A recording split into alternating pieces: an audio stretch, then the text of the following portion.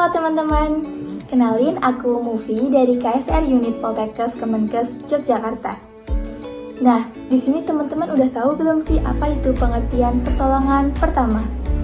Menurut buku pedoman pertolongan pertama tahun 2009, pertolongan pertama adalah pemberian pertolongan segera kepada penderita sakit atau cedera kecelakaan yang memerlukan penanganan medis dasar.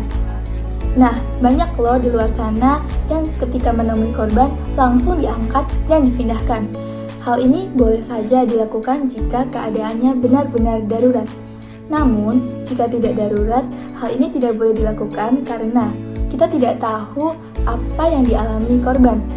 Jika korban mengalami cedera spinal yang ternyata sudah diangkat dan dipindahkan, hal ini bisa memperparah keadaan korban.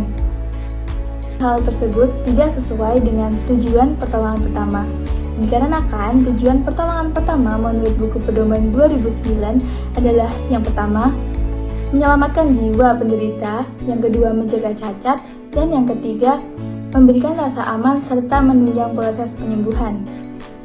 Nah, untuk lebih jelasnya, kita bisa lihat ilustrasi berikut ini ya teman-teman, yang akan dibantu oleh teman-teman aku, yaitu Eka sebagai penolong, Rosya sebagai penolong, dan aku sendiri sebagai penolong.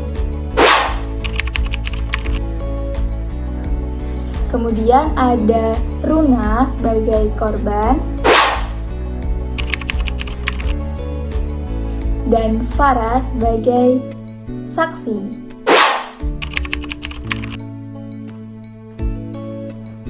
Happy watching teman-teman, dadah!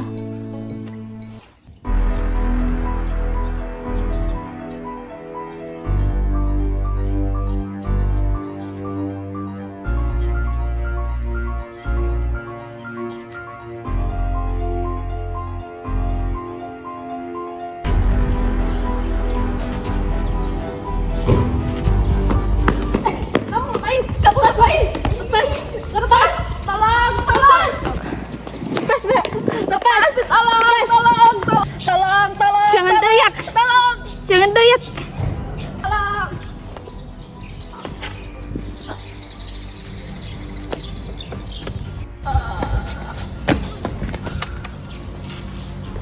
Woi, rampok!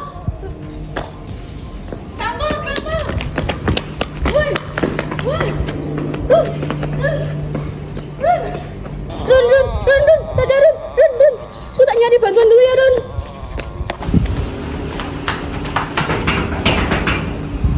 Tolong! Mbak, tolongin teman saya, Mbak. Ya, Mbak, tadi teman saya dirampok, Mbak. Terus habis itu ditusuk di perutnya. Tolongin, Mbak, cepet. Teman-teman, ayo bisa segera ke rumah, bisa dibantu. Ayo cepet, Mbak. Ya, Mbak bisa minta tolong untuk ditunjukkan tempatnya ya. Bisa nih, Mbak, ayo cepet.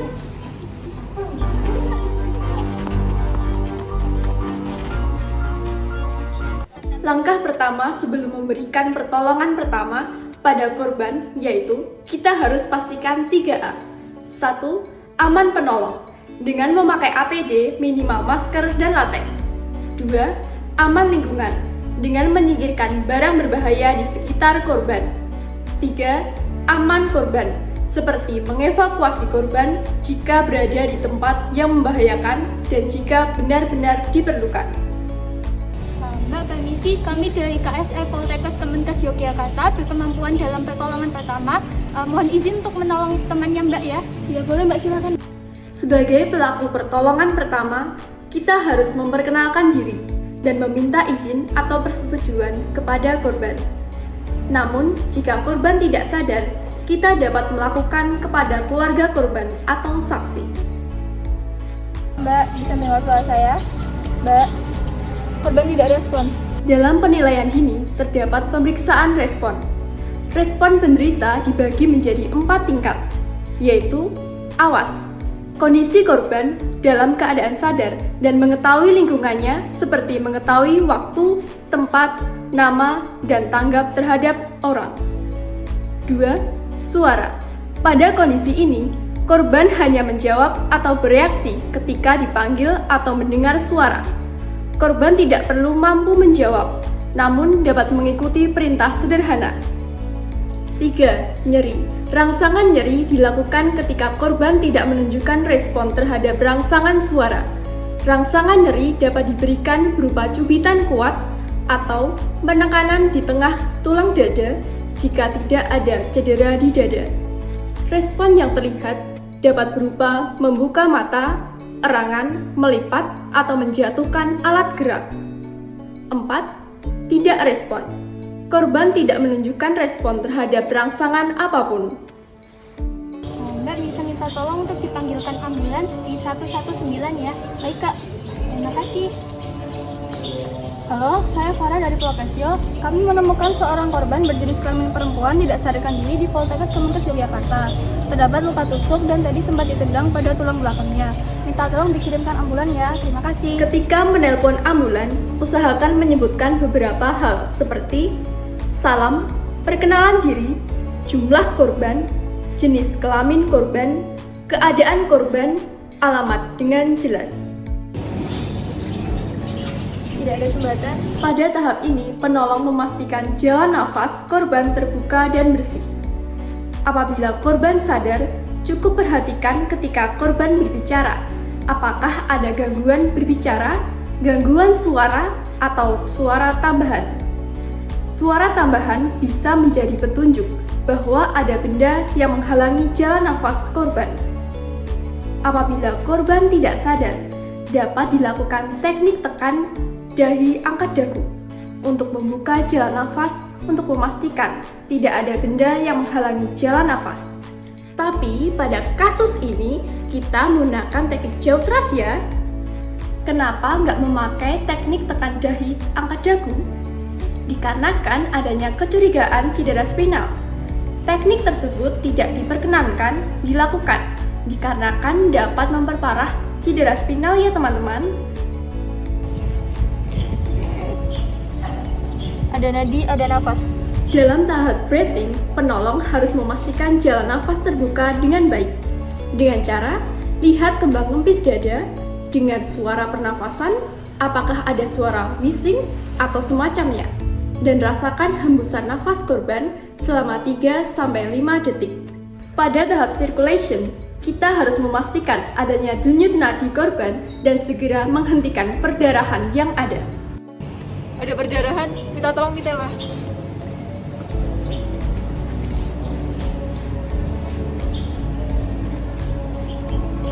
Perdarahan akibat luka tusuk dapat dilakukan tindakan dengan balut tekan. Perlu diingat, jika tusukan masih tertancap pada tubuh korban, jangan dicabut. Dikarenakan hal ini dapat berkemungkinan melukai organ yang lain. Cukup dengan stabilitas benda yang tertancap dengan pembalut donat. Namun, ada satu keadaan yang membutuhkan tindakan untuk mencabut benda yang menancap, yaitu apabila hal ini terjadi pada pipi yang menghalangi jalan nafas. Jika seperti kasus sudah tidak ada benda yang tertancap, langsung saja kita kontrol pendarahan yang ada.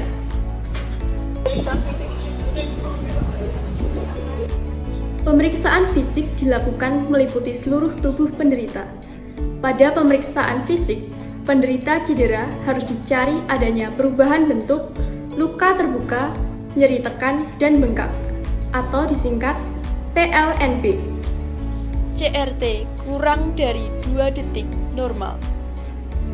Dicurigai adanya cedera spinal, minta tolong diambilkan LSD ya. Menurut buku pedoman pertolongan pertama tahun 2009, penyebab cedera spinal berdasarkan kasus benturan benda tumpul pada daerah tulang belakang dan cedera berat pada bagian tubuh yaitu perut. Gejala tandai cedera spinal.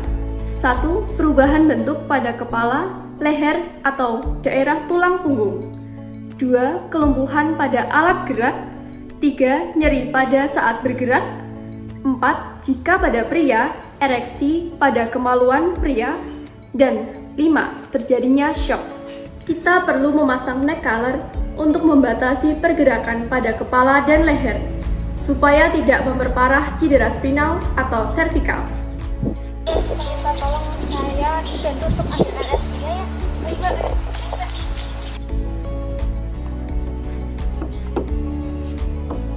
Mbak bisa minta tolong LSD-nya ditekankan ketika korban dikirimkan ya.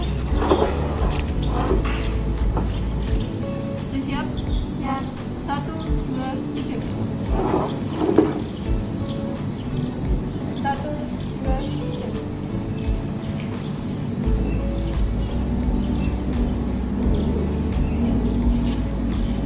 1, 2, 3.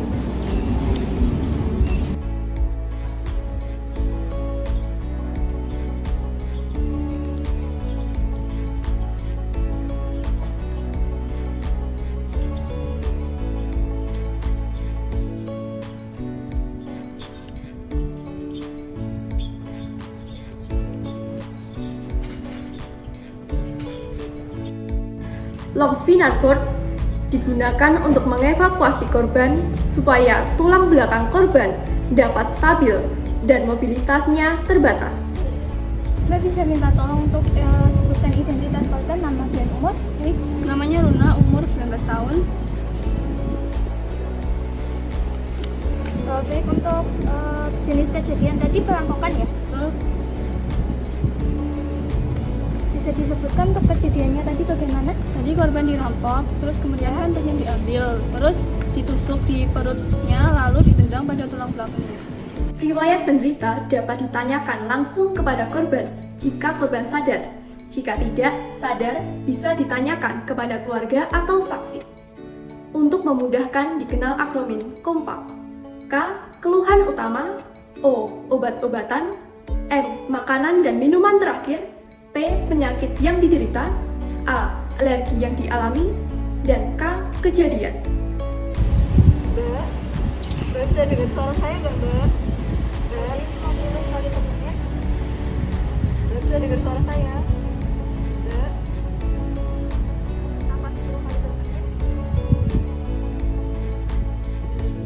Jika penata laksanaan sudah selesai, bukan berarti bahwa tugas seorang penolong sudah selesai. Pemeriksaan harus diteruskan secara berkala sebelum mendapat pertolongan medis. Pemeriksaan berkala pada korban tidak stabil dan keadaannya cukup parah dilakukan setiap 5 menit. Bila keadaan korban stabil, pemeriksaan dilakukan setiap 15 menit.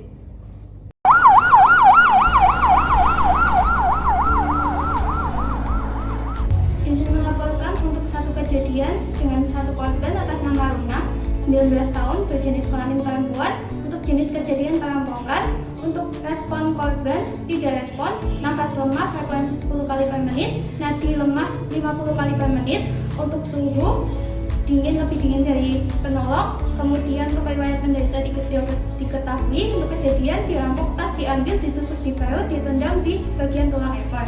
Kemudian untuk penjelasan tindakan telah dilakukan peletakan perut bagian kiri, pemasangan nekala, dan diberikan LSD. Laporan selesai. Tindakan pertolongan harus dilaporkan secara singkat kepada penolong selanjutnya atau tim medis. Dalam pelaporan sebaiknya dicantumkan umur dan jenis kelamin, keluhan utama, tingkat respon, keadaan jalan nafas, pernafasan, sirkulasi, pemeriksaan fisik yang penting, kompak, penata laksanaan, dan perkembangan yang dianggap penting.